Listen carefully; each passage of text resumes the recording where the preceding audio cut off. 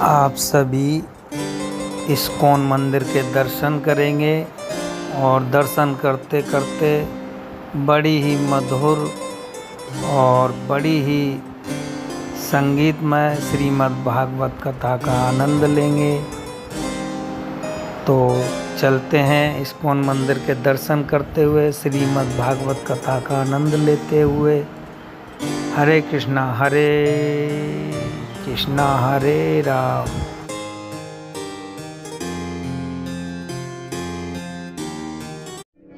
बोले नहीं देखा महाराज। अच्छा, तो विचित्र भाषा बोलने वाले हंस को देखा है? नहीं देखा महाराज। अच्छा, तो पुंसचली के पति को जानते हो? नहीं जानते महाराज। नारद जी बोले तो कुछ नहीं कर सकते। अच्छा महाराज, तो आप ही बताए दो। नारद जी बोले ऐसे थोड़ी बताएंगे, हमारे चेला बनो, बन जाएंगे। नारद जी ने सबको चेला बना दिया और समझा दिया। देखो बच्चों, दोनों ओर बहने वाली नदी का नाम है माया, जो सृजन भी कर रही है और संहार भी कर रही है। जिस बिल में जाने के बाद कोई नहीं निकलता उसका नाम मोक्ष। मोक्ष पदवी पाने के बाद कोई लौट के थोड़ी आता है। यदगत्वा न निवर्तन्ते। और विचित्र भाषा बोलने वाले हंस का नाम है शास्त्र। शास्त्र कहते कुछ है, मतलब कुछ और ही निकलता है। पुंसचली माया के पति हैं माधव। 5 वस्तुओं से विनिर्मित भवन ये मनुष्य शरीर है। पंच महाभूत, पंच तन्मात्राएं, पंच ज्ञानेन्द्रियां, पंच कर्मेंद्रियां, पंच महाप्राण, ये पंचाद्भुतम गृहम। ये सब रहस्य बताने के बाद सबको विरक्त कर दिया। दक्ष को पता चला कि मेरे 10,000 बेटा सबके सब बाबा बन गए, और नारद जी की वजह से। तब तो नारद जी पर बड़ा क्रोध आया और अपना क्रोध पी के रह गए। और अब की बार दक्ष ने 1,000 बच्चों को जन्म दिया। नारद जी ने उनको भी कूट प्रश्नों में उलझा के उनको भी महात्मा बना दिया। अब तो दक्ष का क्रोध पारा से ज्यादा बढ़ गया और स्थिति आई कि सामने से ही नारद जी आ गए। फिर क्या था, हजारों गालियां सुना डाली। अहो असाधो साधु नाम साधुलिंगे नस्त्वया असाध्वकार्मर्भकाणाम भिक्षो मार्ग प्रदर्शित। अरे भिकमंगों का रास्ता दिखाने वाले पाखंडी नारद, तूने मेरे नन्हे नन्हे से बच्चों को अभी दुनिया भी नहीं देख पाई और तूने बाबा बैरागी बना दिया। जा, मेरा शाप है नारद, तस्मात् लोकेषु ते मूढ़ न भवेद भ्रमतः पदम। तेरा पैर एक जगह पर टिकेगा नहीं, तू ऐसा ही घूमता रहेगा जगत में। नारद जी चुपचाप मौन होकर के वहां से चले गए। कोई जवाब नहीं दिया। मन में सोचा अच्छा ही रहा, बाबा को एक जगह टिकना भी नहीं चाहिए। बहता पानी रमता जोगी अच्छा रहता है। नारद जी चुपचाप चले गए। दक्ष नारद जी की इस सहनशीलता से प्रसन्न हुआ, क्योंकि नारद जी चाहते तो बदले में चाहे जितने शाप दे सकते थे, पर उन्होंने ऐसा नहीं किया। अब की बार दक्ष ने 60 कन्याओं को जन्म दिया, और दक्ष की इन्हीं 60 कन्याओं से संसार का विस्तार हुआ। इन 60 कन्याओं में 13 ब्याह दी गई कश्यप जी को। दिति, अदिति, दनु, काष्ठा, सुरसा, इला, ताम्रवसी, क्रोध, कद्रु, विनता, ये सब कश्यप जी की पत्नियां हैं। 27 कन्या चंद्रमा को ब्याही। अश्विनी, भरणी, कृतिका, रोहिणी, ये सब उनके नाम हैं। कश्यप जी की दिति नामक पत्नी से दैत्यों का जन्म हुआ। दिति की एक बेटी थी रचना। उस दिति पुत्री रचना का विवाह त्वष्टा मुनि के साथ हुआ, जिनके 2 बेटा हुए, विश्वरूप और सन्निवेश। विश्वरूप ब्रह्मज्ञानी था और इतना ब्रह्मज्ञानी अद्भुत था कि देवताओं का पुरोहित भी बना। परीक्षित जी ने पूछा, महाराज देवताओं के पुरोहित जब बृहस्पति जी हैं तो फिर भला विश्वरूप क्यों बने? बोले राजन, एक बार इंद्र अपने दरबार में नाच गाना देख रहे थे अप्सराओं का। इतने में उनके गुरुजी बृहस्पति जी आ गए। तो इंद्र ने गुरुजी को देखते हुए भी अनदेखा कर दिया। उसे लगा कि स्वागत के चक्कर में नाच गाने का आनंद किरकिरा हो जाएगा। तो गुरुजी समझ गए, बात चेला हमको देख के मुंह घुमा रहा है। तो नाराज होकर के अंतर्धान हो गए। अब इंद्र ने चारों तरफ बहुत ढूंढा, गुरु जी का कोई पता नहीं। ब्रह्मा जी के पास आए इंद्र, पितामह हमारे गुरुजी नाराज होकर चले गए, क्या करें? ब्रह्मा जी ने कहा एक काम करो, जब तक गुरुजी प्रसन्न ना हो जाएं तब तक विश्वरूप से मार्गदर्शन प्राप्त करो। सारे देवता विश्वरूप के पास आए, प्रार्थना करी। विश्वरूप ने पहले तो मना किया, अरे भाई पौरोहित कर्म करने से ब्रह्म तेज क्षीण होता है। हम लोगों का तो एकमात्र धन है शिलोंक्ष वृत्ति, अकिंचनानाम ही धनम शिलोंक्षणम। शिलोंक्ष वृत्ति आप जानते हैं? खेतों से जब अनाज फसल काट ली जाए तो जो 2-4 दाने पड़े रहते हैं उनको बीन करके ले आना, उसको कहते हैं शिला। और जहां अनाज का व्यापार चलता हो, व्यापार जब संपन्न हो जाए, शाम को दुकानें बंद हो जाए, तो व्यापार से गिरा हुआ, इधर बिखरा हुआ जो 2-4 दाने पड़े उनको उठा लाए, उसको कहते हैं उंच्छ वृत्ति। तो खेतों से शिला बीन लाना और दुकानों में बिखरे हुए अनाज के दानों को बीन लाना और उसी के द्वारा उधर भर करके अपना जीवन यापन करना, ये सबसे सर्वोत्तम पावन पवित्र वृत्ति मानी जाती है। शिलोंक्ष वृत्त्या परितुष्ट चित्ता। वीतराग महापुरुष होते हैं, वो इसी वृत्ति से ही अपनी जीविका चलाए। अकिंचनानाम ही धनम शिलोंक्षणम। अरे जीवन निर्वाह के लिए ही तो कुछ चाहिए और इतने में जीवन निर्वाह हो जाता है। ये विशुद्ध वृत्ति मानी जाती है। हमको कुछ कामनाएं हैं नहीं, इसलिए हम पुरोहित कर्म करेंगे नहीं। पर देवताओं ने ज्यादा ही अनुनय विनय करी तो फिर स्वीकार करना पड़ा। अच्छा ठीक है,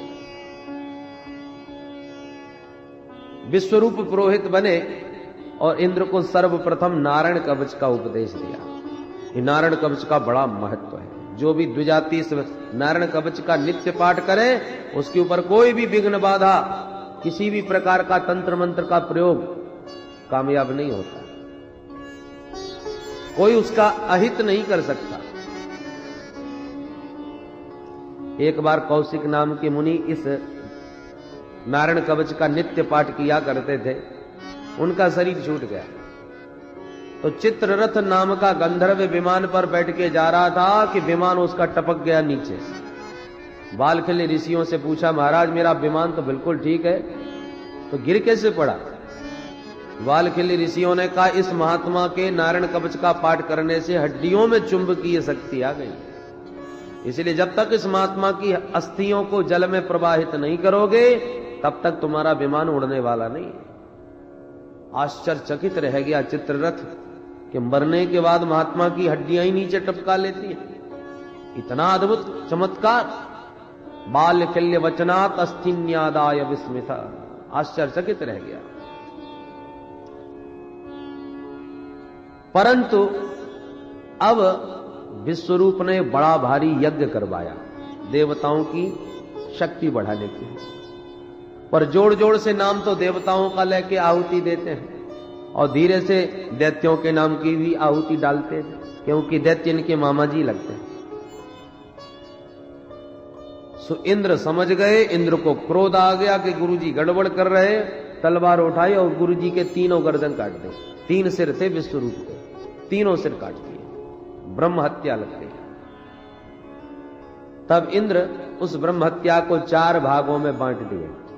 पहला भाग पृथ्वी को दिया जो ऊसर भूमि के रूप में है। दूसरा भाग जल को दिया जो झाग के रूप में है। तीसरा भाग वृक्षों को दिया जो गोंद के रूप में है। चौथा भाग स्त्रियों को दिया जो रजो धर्म के रूप में है। 4 लोगों में ब्रह्म हत्या बांट करके इंद्र तो बच गए, परंतु त्वष्टा मुनि को क्रोध आ गया कि मेरे पुत्र को पहले गुरुजी बना लिया और बाद में अपना कार्य सिद्ध करके उसकी हत्या कर दी। छोड़ूंगा नहीं इंद्र को। इंद्र शत्रोर विवर्धस्वामाचरम जय विद्विषम। इंद्र को मारने की भावना से एक बड़ा भारी यज्ञ किया। यज्ञ में थोड़ा सा मंत्र त्रुटि हो गई, जिसके फलस्वरूप उस यज्ञ कुंड से बड़ा भारी एक असुर पैदा हो गया, जिसका नाम वृत्तासुर। आदेश दिया इंद्र के वध का। वृत्तासुर चल पड़ा। वृत्तासुर का भीमकाय शरीर देख करके घबरा गए सारे देवता, भागते नजर आए। भगवान की शरण में पहुंचे तो प्रभु ने कहा, भाई ये कोई उपाय है कि दधीच मुनि की हड्डियों से वज्र का निर्माण होवे तो उस वज्र से ये मरेगा। तब तो सारे देवता दधीच महात्मा की शरण में आ गए। आओ आओ भाई देवताओं, कैसे आना हुआ? दधीच जी ने स्वागत किया। देवता सब हाथ जोड़कर बोले, महाराज आप जैसे संतों का तो जीवन ही परमार्थ के लिए होता है। हम आपसे आपकी हड्डियां मांगते हैं, आपका शरीर हमें दान कर दो। दधीच मुनि खूब हंसे। अरे भाई देवताओं, तुम लोगों ने मांगते समय कुछ भी विचार नहीं किया। तुम क्या मांग रहे हो? तुम्हें होश है? अरे सबसे अधिक प्रेम होता है तो अपने शरीर से। कितना देव दुर्लभ ये मनुष्य शरीर, और तुमने ऐसे ही मांग लिया जैसे कोई बात ही ना हो। हमारा साहस कैसे हो गया मांगने का? देवताओं ने कहा, हमें भगवान विष्णु ने भेजा था। दधीच मुनि बोले, तो साक्षात विष्णु ही आके मांगते तो ही हम उन्हें भी मना कर देते। शरीर वही कोई दान करने वाली चीज होती है? देवताओं ने कहा, भगवान यदि मांगने वाला देने वाले की पीड़ा पर ध्यान देगा तो फिर मांगने की हिम्मत ही नहीं पड़ेगी, और देने वाला भी मांगने वाले की परिस्थिति पर विचार करे तो वो मना भी नहीं करेगा। दधीच मुनि प्रसन्न हो गए। अरे देवताओं, मैं तो तुमसे थोड़ा परमार्थ का उपदेश सुनना चाहता था, इसलिए मना किया। मैं जानता हूं अच्छी तरह कि ये अनित्य शरीर है, आज नहीं तो कल शरीर तो छोड़ना पड़ता है, ये मरण धर्म है। पर मेरा शरीर तुम्हारे काम आवे, उससे समाज का देश का हित हो गए, इससे बढ़िया और क्या बात होगी। यों कह के महात्मा ध्यान मग्न बैठ गए। उनके शरीर में खाद्य पदार्थ लगा दिया गया। गायों ने चाटते चाटते हड्डियों के अलावा सब कुछ चाट लिया। तब विश्वकर्मा ने सुंदर वज्र का निर्माण उन हड्डियों से किया, और वो वज्र लेकर के जैसे ही वृत्तासुर से युद्ध करने इंद्र सामने आए तो वृत्तासुर को उस वज्र में साक्षात हरि का दर्शन होने लगा।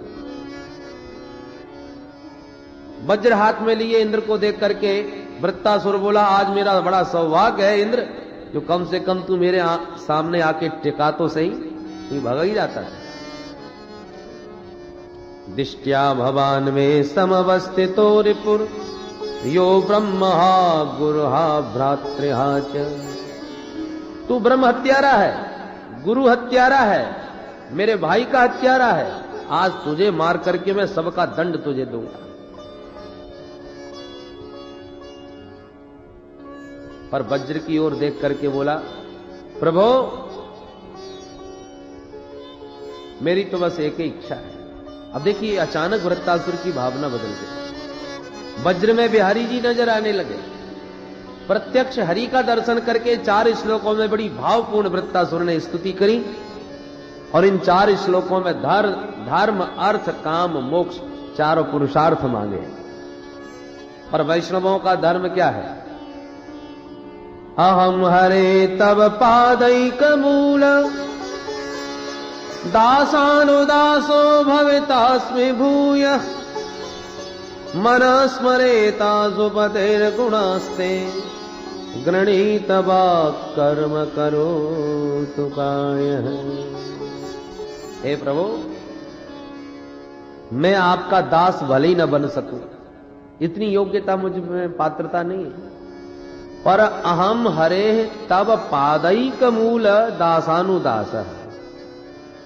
जिन महापुरुषों को आपके चरण ही एकमात्र मूलाधार जिनके बन गए हैं, आपके चरणों के अलावा जिनकी कोई गति और रति नहीं, ऐसे उन संतों का दास बन करके रहूं। दासानुदास, अपना दास न बनाइए पर अपने दासानुदास तो बना लीजिए। आप बिजली का तार पकड़ लीजिए तो भयंकर करंट लगेगा, और जिसको करंट लगा हो बड़ा भयंकर, उसका कोई पैर पकड़ ले या उसको कोई झूले तो उसको और जबरदस्त लगता है। जिसको करंट लगा हो उसको पकड़ने वाले को भी जबरदस्त करंट लगता है। उसी प्रकार परमात्मा तो हमें दिख नहीं रहे, परमात्मा तक पहुंचने की हमारी गति नहीं, तो जो परमात्मा को पकड़े बैठे हैं उन संतों को पकड़ लो, तुम्हें भी उनकी कृपा का वही करंट प्राप्त होगा।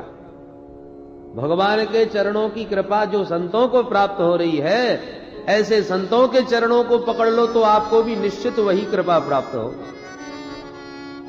इसलिए कहता महाराज मुझे तो दासानुदास बना लो।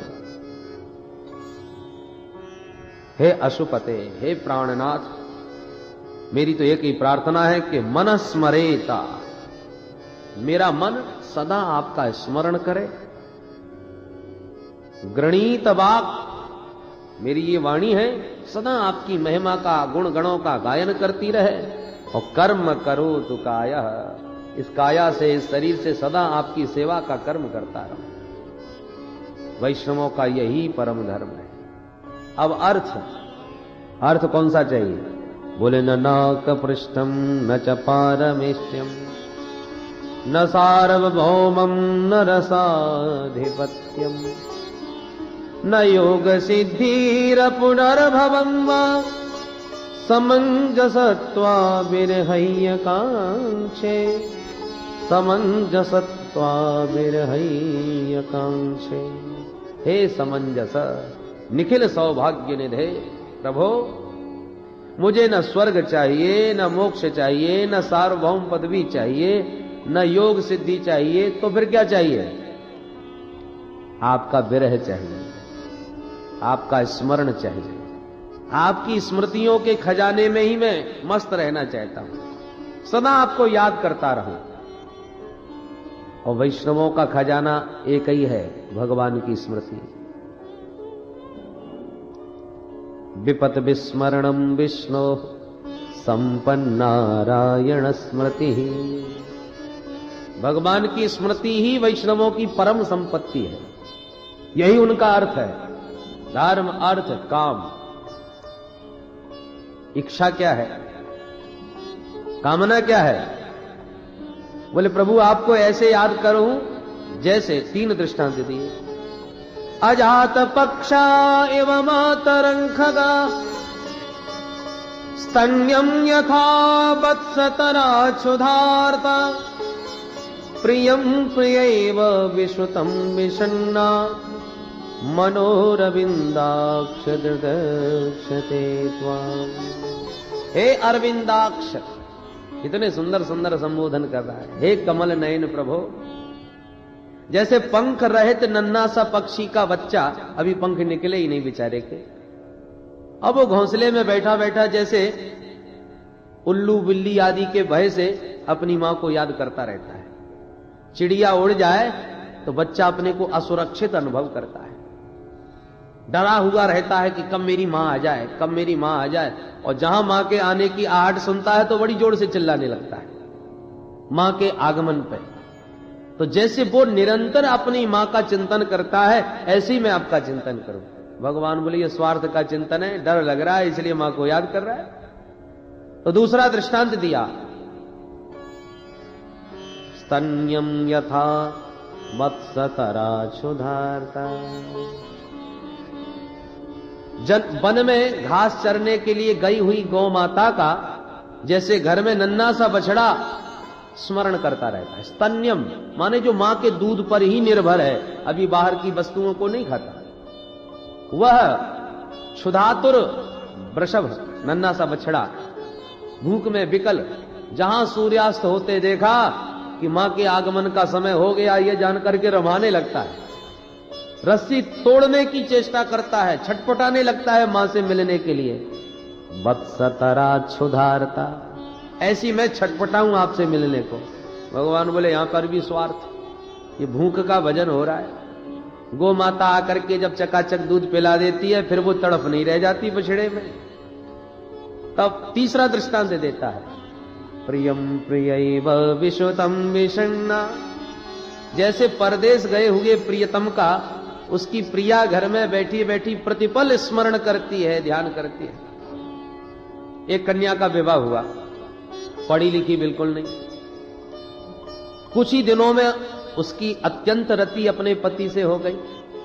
पर जब कुछ दिनों के बाद पति परदेश जाने लगे तो बेचारी रोने लगी, घबराने लगी। पतिदेव ने कहा देवी चिंता न करो, मैं मात्र 10 दिन के लिए जा रहा हूं, 10 दिन बाद लौट आऊंगा। वो देवी बोली, महाराज जी 10 दिन कितने होते हैं? वो बिल्कुल भी पढ़ी लिखी नहीं। पति को लगा अब कैसे समझाऊं इसे, तो उसने दीवार पर 10 लाइन खींच दी।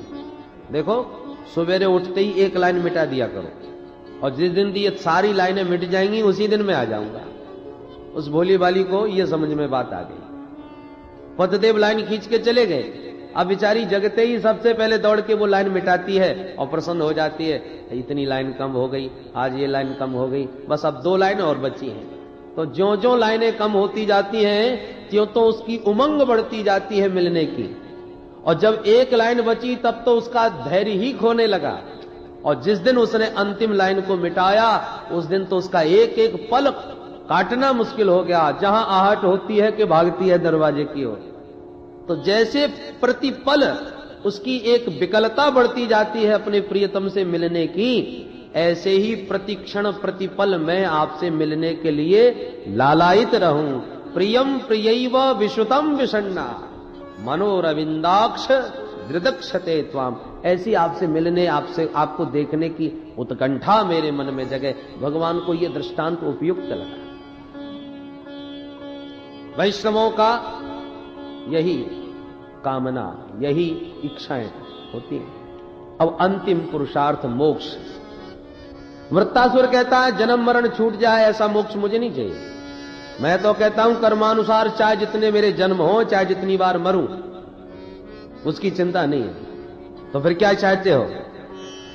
बोले ममोत्तम श्लोक जनेषु संख्यम, ममोत्तम श्लोक जनेषु सख्यम, संसार चक्रे भ्रमत स्वकर्म भी, तन्माययात्मात्मज दारगे, स्वासक्त चित्तस्य नाथ भूयात्।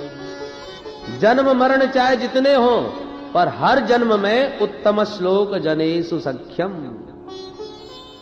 जिनकी आपके चरणों में अत्यंत रति प्रीति है, ऐसे आपके रसिक भक्तों का हर जन्म में संग मिलता रहे, उन्हीं का सानिध्य मिलता रहे। आपकी माया में मोहित चित्त वाले, संसार के स्त्री पुत्रादिकों में रति करने वाले संसारियों का संग कभी ना मिलेगा। बस यही मेरी मुक्ति है, यही हमारा मोक्ष है। वृत्तासुर ने इस प्रकार बड़ा भावपूर्ण स्तवन किया। गदगद हो गए इंद्र तो सुन के। अहो दानव सिद्धोसी यस्यते मतिरीदृशी। दानवराज तुम तो सचमुच धन्य हो जो रणभूमि में ऐसे पावन विचार तुम्हारे बने हुए। और अचानक वृत्तासुर का आसुरी भाव जागृत हो गया। इंद्र सावधान, मेरे प्रहार को स्वीकार करो। और इंद्र को सावधान करके घुमा करके एक मुक्का हाथी के माथे पर जड़ दिया। हाथी मूर्छित होकर गिर पड़ा। इंद्र के हाथ का वज्र छूट गया। अब इंद्र को वज्र उठाने में बड़ी शर्म लगे। वृत्तासुर खड़े होकर के कहता है, अरे इंद्र चुपचाप वज्र उठा लो, क्योंकि इसके बिना मैं मरने वाला नहीं हूं।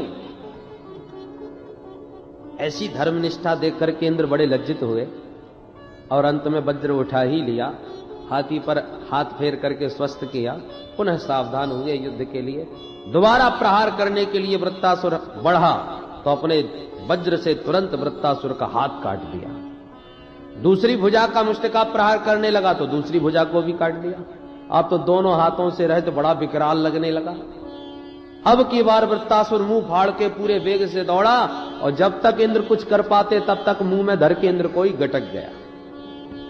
देवताओं में हाहाकार मच गया, अरे ये तो इंद्र का ही नाश्ता कर गया। पर वृत्तासुर के पेट में इंद्र, चूंकि वज्र हाथ में था, नारायण कवच का बल था, इसलिए मरे नहीं और पेट में जाकर के उसकी कुक्षी का भेदन करने लगे। उसका पेट फाड़ने लगे वज्र से। फाड़ते फाड़ते 1 साल के बाद पेट फाड़ के बाहर निकल पाए। तब वृत्तासुर का अंत हुआ। बोल वृंदावन बिहारी लाल की। परीक्षित ने पूछा, भगवान आखिर के वृत्तासुर में ये जो भगवत भक्ति का संस्कार था, भगवान की स्तुति रणभूमि में करी, ये संस्कार इसमें कहां से आ गए? सुखदेव जी कहते, सुनो, ये वृत्तासुर पूर्व जन्म का चित्रकेतु नाम का राजा था। लाखों रानियां थीं पर संतान एक भी नहीं। अंगिरा मुनि ने कृपा में फल दिया आशीर्वाद का, और वो फल बड़ी रानी को खिला दिया तो उसके बेटा हो गया। अन्य रानियों को सौतिया डाह हो गया कि बड़ी रानी के बेटा हो गया तो महाराज तो हमारी तरफ दृष्टि ही नहीं डालते। उन सब ने मिलकर दासी के माध्यम से उस पुत्र को विष पान करा दिया। बालक सोया और सोता ही रह गया। रानी को पता चला तो चीत्कार करके रोने लगी। राजा भी छाती पीट पीट के रोने लगे। उसी क्षण देवर्षि नारद अंगिरा मुनि के साथ प्रकट हो गए। अंगिरा जी ने कहा, राजन तुम क्यों रोते हो? मैंने पहले ही कहा था तुम्हारे भाग्य में पुत्र सुख नहीं है, तुम नहीं माने तो अब रोना पड़ रहा है। राजा ने कहा, मैं कुछ नहीं सुनने वाला, मुझे बेटा दो, मेरा बेटा स्वस्थ कर दो, नहीं तो मैं भी मर जाऊंगा। नारद जी बोले, अंगिरा जी से तुम पीछे हटो, हम इन्हें समझाते हैं। बोलो राजन क्या चाहिए? बोले हमें तो बेटा चाहिए। बोले तो ये रोना धोना बंद करो, हम अभी तुम्हारे बेटे को ठीक करते हैं। राजा तुरंत आंसू पहुंच करके बैठ गए और नारद जी ने मंत्र बल से तुरंत उस जीवात्मा का आह्वान किया जो मर के गया था। वो जीवात्मा प्रकट हो गया नारद जी के बुलाते ही। नारद जी बोले, जीवात्मन पश्य भद्रम ते मातरम पितरम चते। अरे जीवात्मा देख, तेरा कल्याण हो, ये तेरे माता पिता तेरे लिए कितने आंसू बहा रहे हैं, रो रहे हैं। अब तुम इस कलेवर में प्रविष्ट होकर के शेष आयु का भोग करो, माता पिता को सुखी करो। बेटा बेटा कह के माता पिता छाती से लगाने के लिए दौड़ पड़े उस पुत्र के प्रति, पर बालक बोल पड़ा, कस्मिन् जन्मन्मयी मह्यम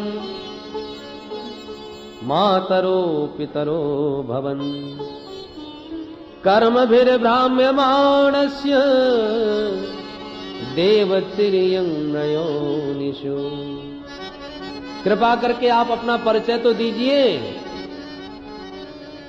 चित्रकेतु बोला, बेटा नहीं पहचाना, मैं तेरा बाप, तेरा पिता। जीवात्मा बोला, किस नंबर के? क्या मतलब? तेरे कोई 10-20 मां बाप हैं क्या?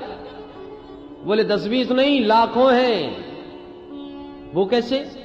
बोले मैं तो अपने कर्मानुसार कितने शरीर ग्रहण कर चुका हूं, मुझे स्वयं गिनती नहीं मालूम। कर्मभिर भ्राम्यमाणस्य देवतिर्यं रयोनिषु। कुकर सुकर की योनि में भी गया, कुत्ता बिल्ली चूहा आदि भी बना, मानव भी बना, बड़े बड़े देवलोकों में भी गया। तो नीचे से ऊपर तक लाखों मैंने शरीर धारण किए हैं, और जब भी शरीर मिलता था तभी उस शरीर का कोई ना कोई माँ बाप मिलता था। इसलिए आप कौन से नंबर के माँ बाप हो, किस शरीर के माँ बाप हो?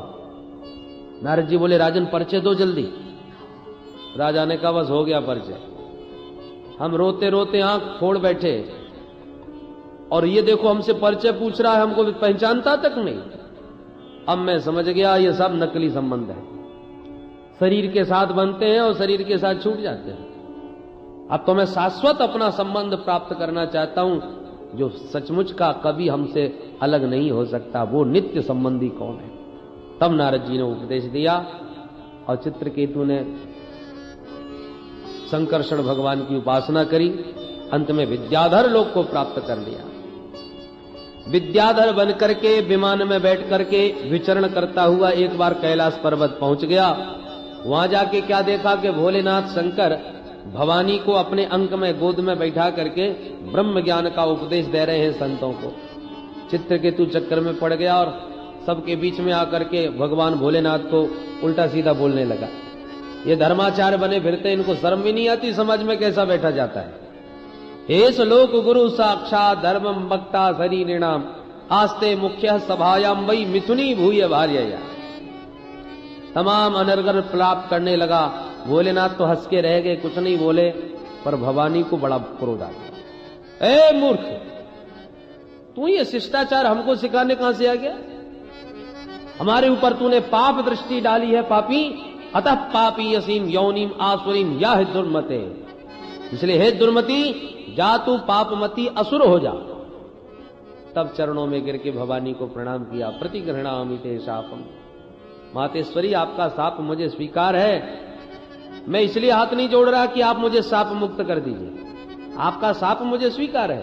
प्रार्थना इसलिए कर रहा हूं कि आप जगन माता हो, आपको मेरे व्यवहार से कष्ट हुआ, इसका मुझे बड़ा कष्ट है। मैंने वही वाक्य कहा, वही बात कही जो प्राकृत दृष्टि से अनुचित थी, क्योंकि हम प्राकृत प्राणी हैं। मुझे जो अनुचित लगा वो मैंने कह दिया, पर मेरी वाणी से आपको कष्ट पहुंचा, इसलिए क्षमा चाहता हूं। पार्वती जी इसके स्वभाव से प्रसन्न हो गई और बोली, भैया मेरा शाप तो मिथ्या हो नहीं सकता, तू असुर जरूर बनेगा, पर भगवत भक्ति असुर देह में भी बनी रहेगी, ये मेरा आशीर्वाद है। वही चित्रकेतु माता भवानी के शाप, वही चित्रकेतु भवानी के शाप से वृत्तासुर बना, और इसलिए इसने भगवान की रणभूमि में भी दिव्य स्तुति करी और आज वज्र के द्वारा इसका उद्धार हो गया। बोल भक्तवत्सल भगवान की। दिति के 49 बेटे ऐसे भी हुए जो देवताओं में गिने गए। ये वायु के ही विविध रूप हैं। पुंसवन व्रत के प्रभाव से मां के गर्भ में इनके 49 टुकड़े होने पर भी ये बालक मरे नहीं।